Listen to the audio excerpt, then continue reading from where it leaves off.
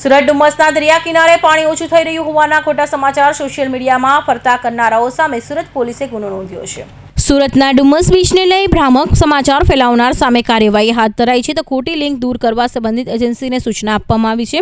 Surat police દ્વારા ડુમસ દરિયા કિનારે પાણી ઓછું થઈ રહ્યું હોવાની ખોટી લિંક મેળવનાર મૂળ રાજસ્થાનના શુભમ નામના ઈસમને સામે ગુનો નોંધ્યો છે। 7 મેના રોજ એક રીલ વાયરલ થઈ હતી। વાયરલ રીલમાં ડુમસ દરિયા કિનારે સુનામી આવવાના સંકેત આપવામાં આવ્યા હતા।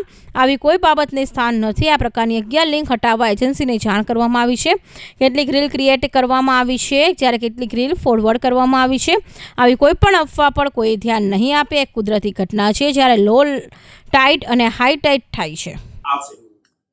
છેલ્લી તારીખ 7 મઈના રોજ અમુક સોશિયલ મીડિયા લિંક્સ મારફતે એવી અફવા ફેલાવવામાં આવી રહી હતી કે ડુમસ દરિયા કિનારે પાણી રિસીડ થવાના લીધે આ સુનામીના અણસાર છે અને એવા સિમ્ટમ્સ છે જેના આધારે અમુક લોકોએ આવી રૂમર્સ ફેલાવી હતી।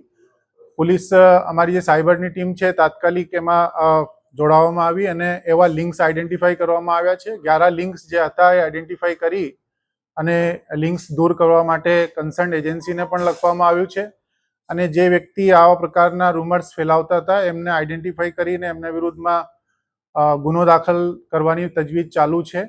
એક આઈડેન્ટિફાઈડ થયેલું માણસ જેનું નામ શુભમ અશોક જાંગીડ છે એ બેસિકલી રાજસ્થાનથી બિલોંગ કરે છે।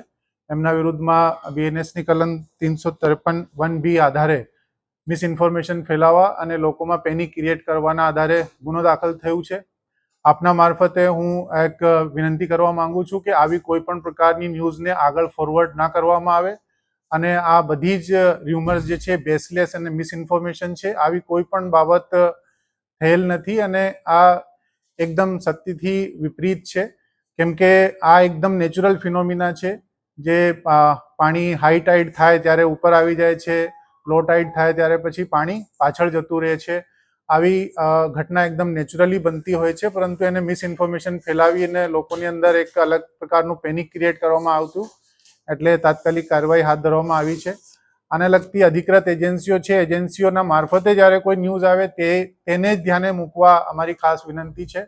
અમારા જે લોકલ પોલીસ તંત્ર છે એમને પણ ત્યાંના દરિયા કિનારેના જે ગામો છે એમના ગ્રામજનોની સાથે પણ વાત કરી અને એવા કોઈ લિંક એને ધ્યાને આવે તો એ તાત્કાલિક પોલીસને રિપોર્ટ કરવા માટે પણ કહેવામાં આવેલું છે। એમને જાગૃત કરવામાં આવ્યા છે અને બાકીની જે આગળની કાર્યવાહી ગુનો દાખલ કરીને અપરાધી વિરુદ્ધમાં કરવામાં આવશે એ આપને જણાવવામાં આવશે। અમુક લિંક જે છે જાતે ક્રિએટ કરવામાં આવી હતી, અમુક લિંક જે ફોરવર્ડ કરવામાં આવી હતી એટલે 11 લિંક્સ અત્યાર સુધી અમે મેટામાં રિપોર્ટ કર્યા છે જે હટાવી દેવામાં આવેલા છે અને જે મૂળ રૂપથી સૌથી પહેલા અને વધારે પડતી લિંક પ્રસારિત થઈ હતી જેમાં એ વિરુદ્ધ મેં જે કીધું આપને એક આરોપીના વિરુદ્ધમાં ગુનો दाखिल કરીને આગળની કાર્યવાही કરી है। ये बेसिकली राजस्थान के करौली राजस्थान का रहने वाला है और इसका जो है इंस्टा आईडी है वो शुभू करके एक इंस्टा आईडी है वो आइडेंटिफाई किया गया है और उसी में आगे कार्रवाई चल रही है। લોકો ગભરાયેલા છે, લોકોને શું અપીલ કરીશ? મારી આપના મારફતે ખાસ વિનંતી છે કે તમામ લોકોને કોઈ પણ પ્રકારની ગભરાટ રાખવાની જરૂર નથી, કોઈ પણ પ્રકારની ર્યુમર્સના ભરોસો કરવાની જરૂર નથી।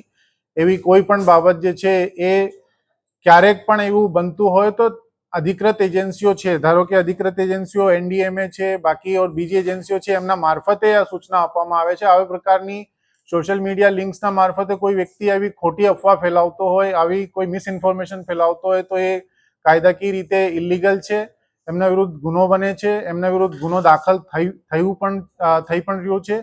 એટલે આવા કોઈ પણ પ્રકારના રૂમર્સમાં ના આવવા અને ત્યાં એકદમ બિલકુલ નેચરલ ફિનોમિનાના આધારે લોકો અવર જવર કરે એવી અમારી આપના મારફતે ખાસ વિનંતી છે આખા સુરત સિટીના રહેવાસીઓને।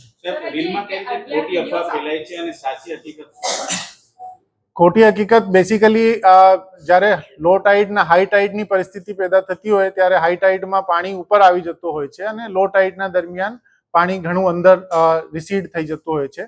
તો જે લો ટાઇડની પરિસ્થિતિ હતી તે વખતનો વિડીયો બનાવવામાં આવ્યો હતો ને એને એ પ્રકારે દેખાડવામાં આવ્યું હતું કે આ લો ટાઇડની પરિસ્થિતિનું નિર્માણ આવનારી સુનામીના એક લક્ષણ તરીકે એમને પ્રકાશિત કર્યા હતા। એ પ્રકારે એક મિસઇન્ફોર્મેશન અને ર્યુમર ફેલાવવાનો પ્રયાસ કર્યો હતો। આ ખરેખર અનનેચરલ છે, કેમ કે આ સામુદ્રિક પરિસ્થિતિના પ્રમાણે આ હાવ એકદમ નેચરલ પરિસ્થિતિ છે. લો ટાઇડ થાય ત્યારે પાણી રિસીડ થઈ જાય છે અને હાઈ ટાઇડ થાય ત્યારે પાણી ઉપર આવી જ જાય છે, અને એવી કોઈ પણ પ્રકારની ઘટના ક્યારેક કોઈ અધિકૃત એજન્સી દ્વારા પણ પ્રકાશિત કરવામાં આવી નથી. આ પોતાની મનગઢંત સ્ટોરીને વધુ પડતું પ્રચાર મેળવવાના ઈરાદેથી અને લોકોમાં મિસઇન્ફોર્મેશન ફેલાવવાના ઈરાદેથી રૂમર પ્રસારિત કરવામાં આવી હતી. હું એક વખત ફરી આપના મારફતે રિક્વેસ્ટ કરું છું તમામ સુરતના રહેવાસીઓ દ્વારા ને કે આ હાવ એકદમ સેફ છે. ત્યાં ડુમસના દરિયા કિનારે એ લોકો જાય, માણે અને કોઈ પણ પ્રકારની એવી અફવાનો ઉપર ધ્યાન નહીં આપે. સર, જે 11 વિડીયો આવ્યા છે એક જ છે કે અલગ અલગ સી ફેસના છે? એ સી ફેસ ડુમસના જ છે, પરંતુ એ 11 વિડીયોમાં અમુક લિંક્સ જે છે પ્રસારિત કરવા માટે ફોરવર્ડિંગનું યુઝ કરવામાં આવ્યું હતું. અમુક જે છે એમને પોતે બનાવેલા હતા.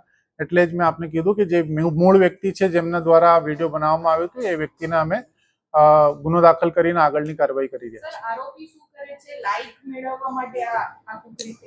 એ હજુ ગુનો દાખલ થઈને પછી આરોપીની અમે જ્યારે ધરપકડ કરીશું ત્યારે વધારેની વિગતો આપને આપીશું. સાહેબ, લોકોમાં ડર ફેલાવો કેટલું ચિંતાજનક બાબત?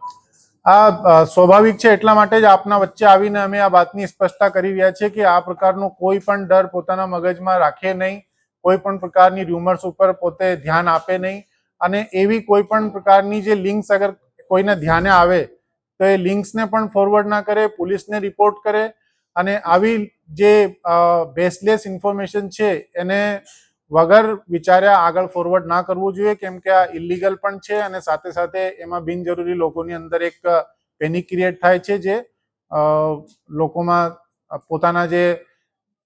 પોતાની સુરક્ષાને લઈને ચિંતા વધી જાય છે. પરંતુ સમયસર ધ્યાને આવતા તાત્કાલિક કાર્યવાહી હાથ ધરવામાં આવી છે.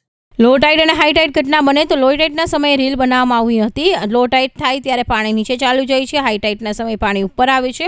આવી કોઈ અફવા ઉપર લોકોએ ધ્યાન નહીં આપે. જે વિડીયો છે તે ડુમસ સી ફેસના છે.